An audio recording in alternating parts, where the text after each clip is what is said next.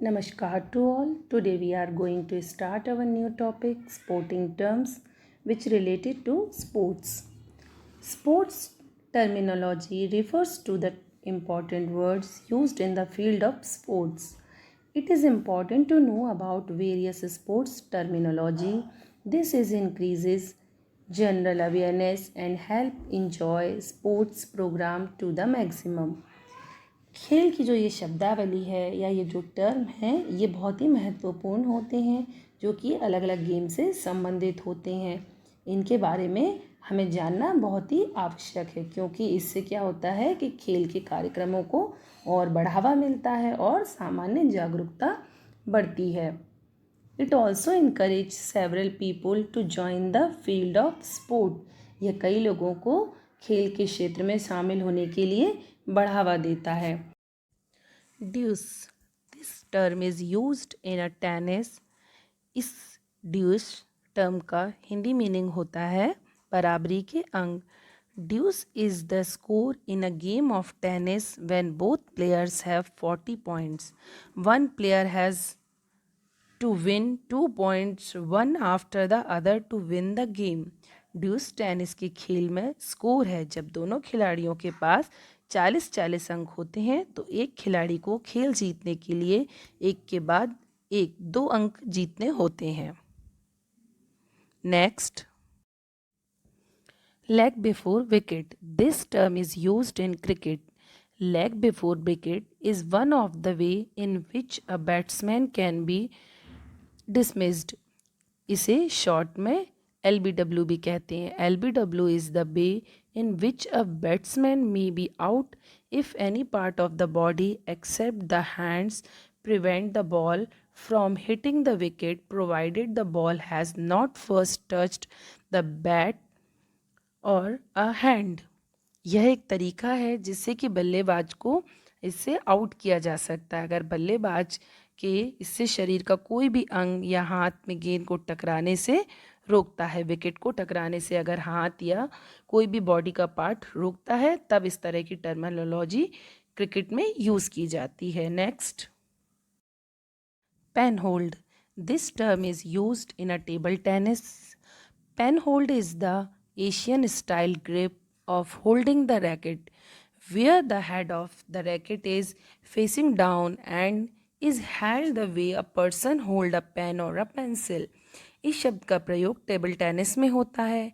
Pen hold racket को पकड़ने का एशियाई तरीका है जहां रैकेट का सिर नीचे की ओर होता है। जिस तरह से व्यक्ति पेन या पेंसिल पकड़ता है, हम पेन या पेंसिल पकड़ते हैं, उसी तरह से इसमें टेबल टेनिस में जब पेन होल्ड शब्द का यूज़ होता है तो उस तरीके से वो रैकेट को होल्ड करते हैं अपने हाथ में। नेक्स्ट,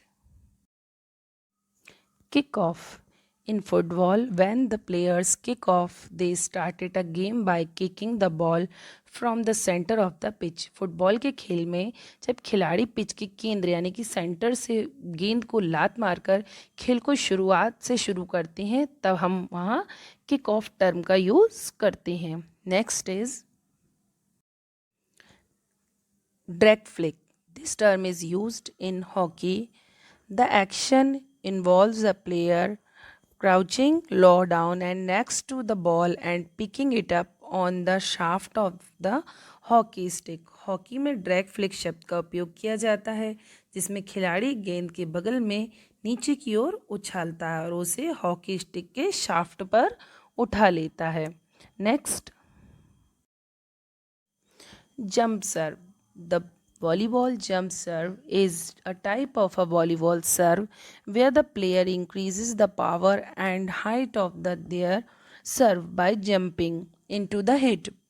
वॉलीबॉल जंप सर्व एक प्रकार की वॉलीबॉल सर्व है जहां खिलाड़ी हवा में कूदकर अपनी शक्ति और ऊंचाई को बढ़ाता है, एकदम हवा में बॉल को उछालकर और हिट करता है, वहां पर हम जंप सर्व टर्म का यूज़ करते हैं। Next is back stroke, is one of the 4 swimming styles used in a competitive events regulated by FINA and the only one of these styles SWVM on the back। This swimming style has the advantage of easy breathing, but the disadvantage of swimmer not being able to see where they are going. ये तैराकी की 4 शैलियों में से एक तरीका होता है जिसमें कि जो तैरने वाला होता है उसको सांस लेने में आसानी होती है, लेकिन इस तरह के टर्म में तैराक को ये नहीं दिखाई देता कि वो किस तरफ तैर कर जा रहा है, उसको सामने की तरफ देखने में परेशानी होती है कि वह किस साइड किस ओर जा रहा है. Next is uppercut is a type of punch used in boxing. Uppercut is one of the two main punches. Uppercut are useful when thrown at close range because they are considered to cause more damage. Uppercut जो होता है वो एक प्रकार का पंच होता है जिसका उपयोग बॉक्सिंग के खेल में किया जाता है.